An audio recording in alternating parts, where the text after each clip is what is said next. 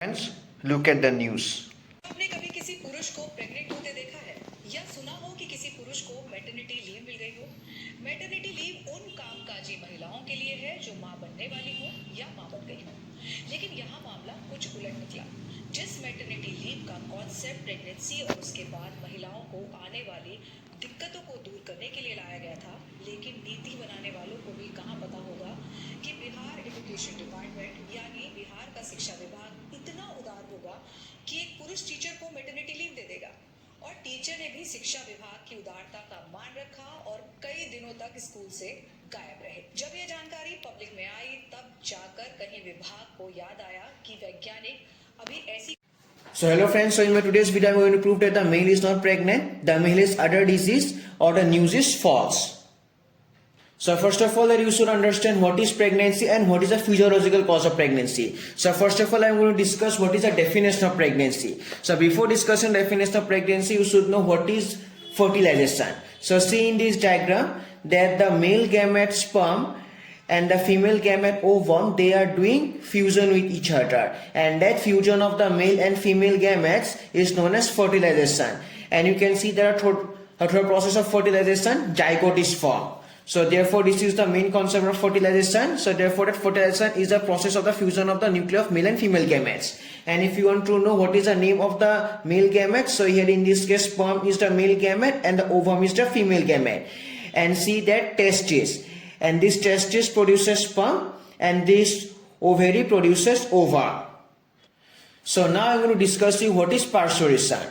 So first of all see this diagram. So here you can notice that in the image that here that is a baby is being birthed or the child birth is being done, and that action of giving birth to a child is known as parturition. So therefore that I've written that parturition, it is simply the action of giving birth. Now by understanding this fertilization and parturition, you can understand what is pregnancy. So here pregnancy simply it is a time period between the fertilization and the parturition. So therefore that I have written that time period between fertilization and pregnancy is known as time period between fertilization and parturition is known as pregnancy. So till now that is I have explained you what is a pregnancy, that is it is simply the time period between the fertilization and parturition. So now I am going to explain you what are the physiological changes happen during a pregnancy and also all the events which take place after fertilization like cleavage, implantation, and all these events that is come under pregnancy because till now no childbirth has been done. So first of all I will discuss about fertilization, but before discussing about fertilization, so let's see the structure of the sperm. So see that this is the structure of the sperm, and in this structure of sperm you can see that there is a flagella or tail-like structure, and due to the presence of this flagella or tail-like structure in the sperm, that is the sperm has motility. And now see the ovum. Now here if you see the ovum, there the ovum has no flagella like structure to give it motility. So therefore that this ovum in this case is a non-motile, whereas the sperm is a motile.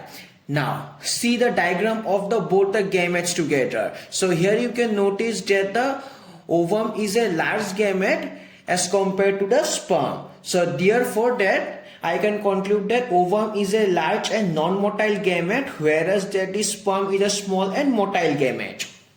Now, as I have already mentioned that this ovum is a non-motile gamete, and we also know that for the process of fertilization that the ovum has to be transported to the ampulla of fallopian tube, but it is produced in the ovary. So therefore that this ovum is transported from the ovary to the ampulla by the fimbriae of the fallopian tube. Now see that this is a diagram.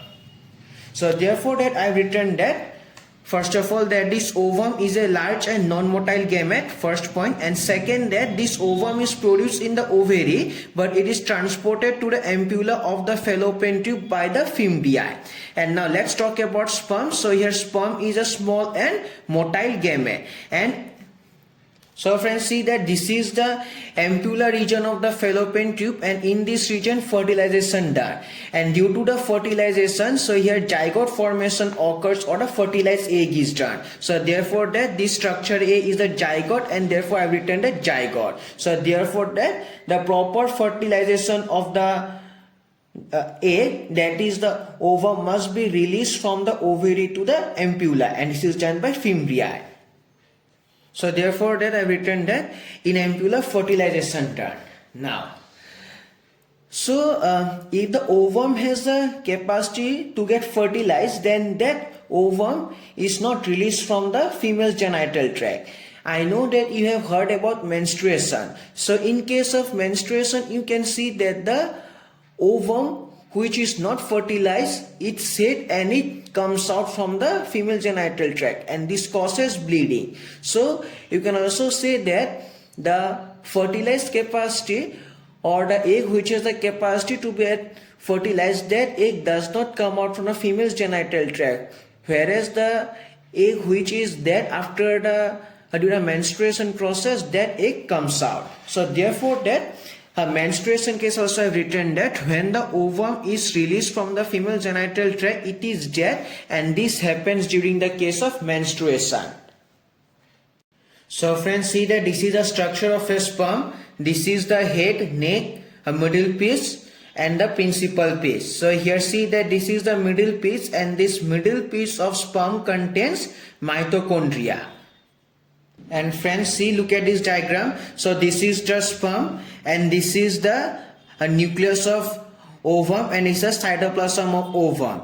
And see that there are three layers: corona radiata cell layer, zona pellucida, and this is the perivitine membrane. So that is blue color is a perivitine membrane, zona pellucida and corona radiata cell layer. These are the three layers which act as fertilization barriers. So in order to fertilize the nucleus of this ovum, that this sperm has to penetrate all the three layers which act as fertilization barrier. So you can see that after the complete penetration of the fertilization barriers, only the nucleus of the sperm remains, whereas all the anterior and posterior plasma membranes of head disappear, and the middle piece and tail also removed. And finally that this fertilization done. And as I already mentioned that in the middle piece of mitochondria only, that is the in the middle piece of sperm, that is the mitochondria of the sperm was there. So therefore the mitochondria of the sperm also damaged due to the penetration of the fertilization barriers. So therefore that I have written that the mitochondria of sperm present in the middle piece of sperm, and after the penetration of fertilization barriers, only the nucleus of sperm enters, whereas the acrosomal cap, the anterior plasma membrane of head, the posterior, so these two remove, and the posterior plasma membrane of head futures to the perivitine membrane, and the middle piece and tail of sperm also removed. So therefore that you can say that in zygote the mitochondria component is completely, that is, maternal in origin, because that in the penetration of fertilization barriers the mitochondria of sperm that damaged. And also that this mitochondria gives energy to zygote for the further process of cleavage or for the further embryo development, and all this comes from the ova. And friends, see that this is the ampulla where the fertilization done, and after the fertilization process has been done, that the zygote undergoes cleavage process and also implantation process, and all these changes and processes so here take place in the female genital tract, because normally in the ampulla of the fallopian tube of female genital tract, so here fertilization done, and all the changes also take place in the female genital tract. And due to this also, in case of pregnancy, all the changes and symptoms occur in the female's body.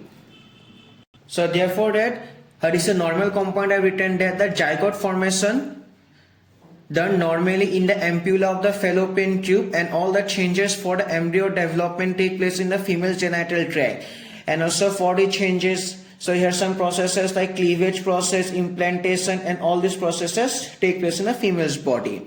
And also you can say that due to all the changes are taking place for the embryo development in a female genital tract, and due to these changes also, so here that in the female's body you can notice that changes and symptoms of pregnancy develop. So this is a normal case. So now this is the abnormal situation, and I have written here complications that proves that this male pregnancy can't be a true.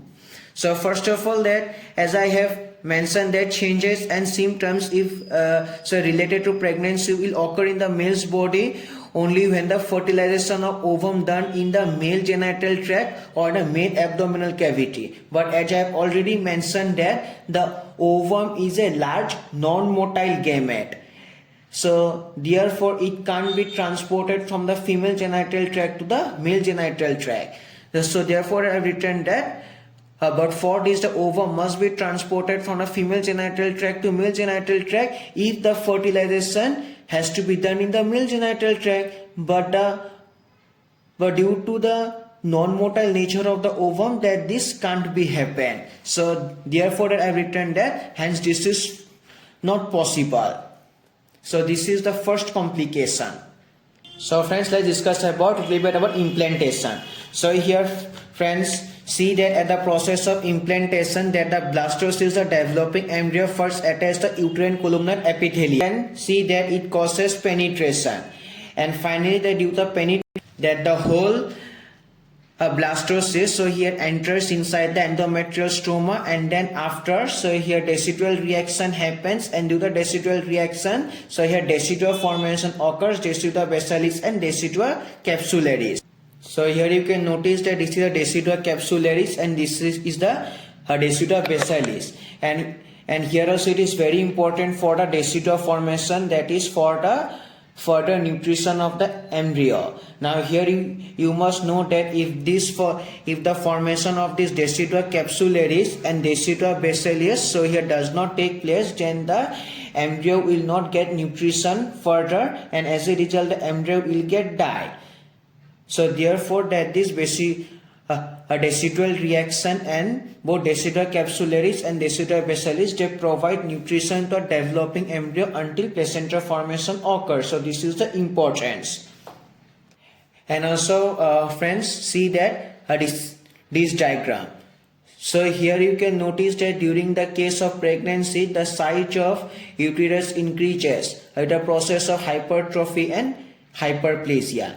And due to the increase in the size of uterus also, that is the proper penetration occurs and the implantation process is able to be done clearly. So therefore that I written about implantation there. During implantation the developing embryo penetrates the layers of uterine endometrium, and also the size of uterus increases during pregnancy so that the function layer of uterine endometrium increases and the proper development of embryo can occur through the implantation process, and through this also a decidual reaction happens and this provides nutrition to the developing embryo until placenta formation occurs. So this is a normal. But friends, you know that in males so here that is seminal vesicle, so here prostate gland and bulbourethral glands are present, but these glands can't be penetrated by the a fertilized egg or the developing embryo. So therefore that is the implantation will not be done. So as a result that is no penetration, no implantation, so therefore no nutrition, so the fertilized egg will die automatically. So therefore this is the second reason that shows that it is false. The zygote will be unable to do penetration as seminal vesicle, prostate gland or in the bulbourethral gland. If the zygote does penetration, yes. So this is the other situation also, and if this happens also then the person may die because of a kidney problem. See that urinary bladder. So therefore that this is also not possible.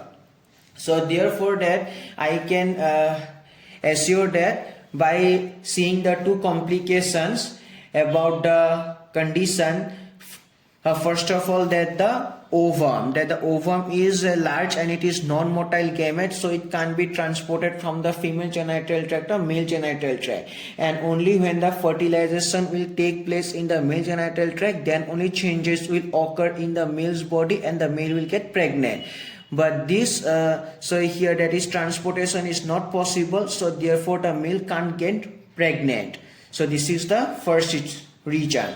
And the second reason also, if by chance, so here that is the fertilized egg or the egg is fertilized, then also the egg will die because the egg will not get nutrition. So that's all about it. So therefore in future, that is, if you get such news, so don't believe that all news are false.